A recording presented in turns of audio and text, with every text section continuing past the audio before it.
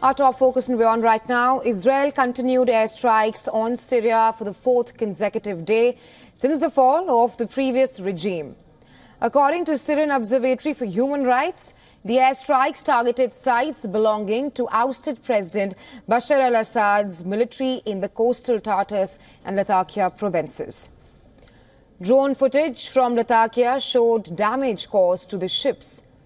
The United Nations lambasted Israel's strikes on Syria, highlighting that there's absolutely no basis under international law to preventively disarm a country one does not like.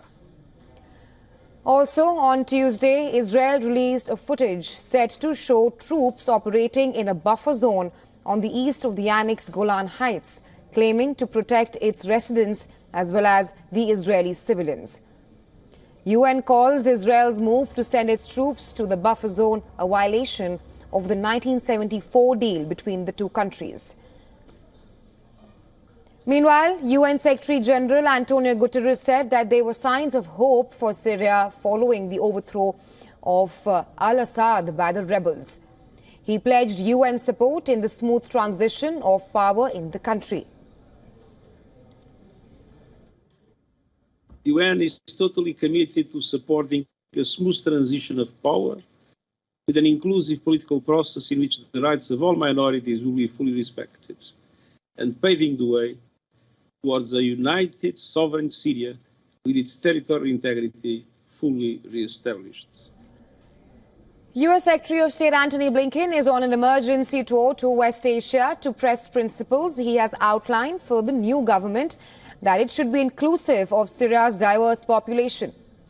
Biden's top aide will head first to Jordan, which is Syria's often uneasy neighbor and a key U.S. partner in the region, before going to Turkey, which is the main supporter of the rebels that toppled al-Assad over the weekend.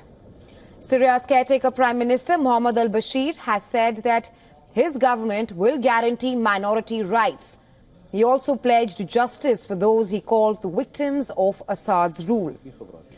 With HTS leader Abu Muhammad al-Gulani vowing that the officials involved in torturing detainees will not be pardoned.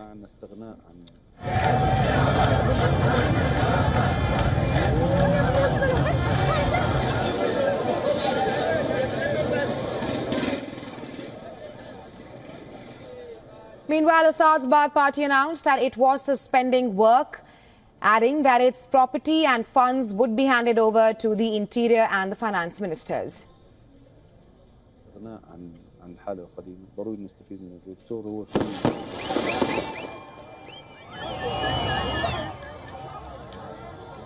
Well, for more on this, we're now being joined by Chris Doyle, Director of CABU, which is the Council for Arab-British Understanding, and the current lead spokesperson for CABU. He's joining us live from London.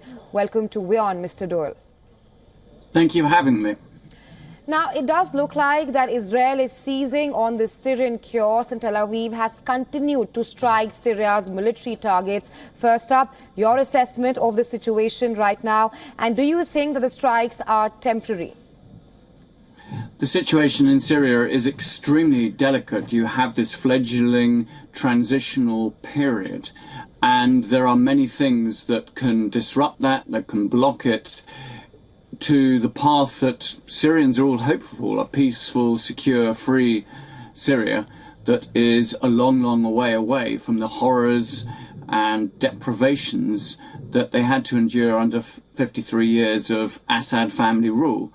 So we have, I think, concerns about the nature of that transition. Will it be politically inclusive?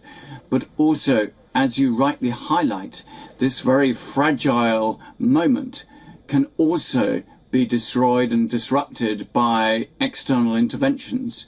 And Israel has, by bombing all of these sites, by expanding its territorial land grab, and I remind viewers and listeners that Israel is already in occupation of the Golan Heights. In doing it, it is potentially aggravating that situation. It is weakening those transitional authorities. They're not able to defend in any shape or form. And to be honest, I do not see that is actually, even in the medium term, aiding Israel's security. In fact, if it manages to create a failing state in Syria through all of these actions, then actually the security situation for not just Israel but for the region will be much, much more delicate and even severe. Right, Mr. Doyle, like you mentioned, that Israeli troops are driving deeper into the Golan Heights. Just to follow up on that, it has now deployed military units. What kind of threats or opportunities does this bring to the table for Israel? Do you think that there are fears of unrest spilling over into the Israeli territory at this point of time? All of us have legitimate fears that, there could be instability in Syria. There are so many different groupings and parts of Syrian society, and that's why it's absolutely necessary that any transitional authority is fully inclusive, that everybody feels that they have a stake in the future of Syria. What's definitely the last thing that is needed is foreign powers, Israel or Turkey in the north, who will try to exploit this situation because Israel is vulnerable, has no ability to defend itself, and indeed the patrons, the backers of the former regime, Iran and Russia, are not really in a situation to intervene. So it's absolutely vital that the major international powers deliver a very strong message to Israel, to Turkey and any other actor who wishes to exploit this situation. Hands off. This must be a Syrian-led process. You must allow them to find their own way forward, because if you don't, you are going to promote the very civil strife that you will fear and that will bring you insecurity. It applies to Turkey just as much as it does to Israel.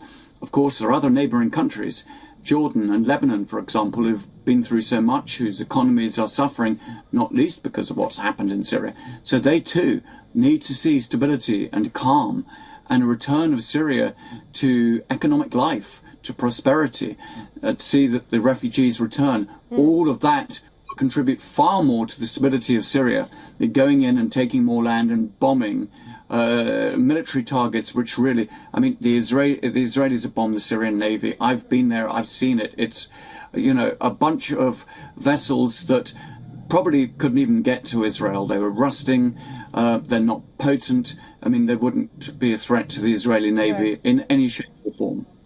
Right, Mr. Doyle, my last question to you. How do you see the regional powers shaping post the Assad regime in Syria? Well, I fear that they will do very much what they have done for much of the last 14 years, and that is to intervene in Syria, to back various groups, to make them their proxy groups, and that will polarize Syria and pull it apart even further. Instead, what I hope they will do, under the leadership of the United Nations and other parties, maybe Europe, maybe the United States, is actually work to bring Syria together, and not necessarily to pursue their own narrow interests, to ensure that you get inclusion, proper rule of law, that there is transparency, so we can lift sanctions, we can lift prescriptions, we can find that the international actors can recognise a new transitional authority, and then sometime further down the line, when things are calmer, move towards elections. That's a process. People should be behind the process rather than worrying too much about the who. The process really matters. Right. Right, Mr. Doyle. Thank you so much for joining us on Beyond with your insights on this. Thank you for having me.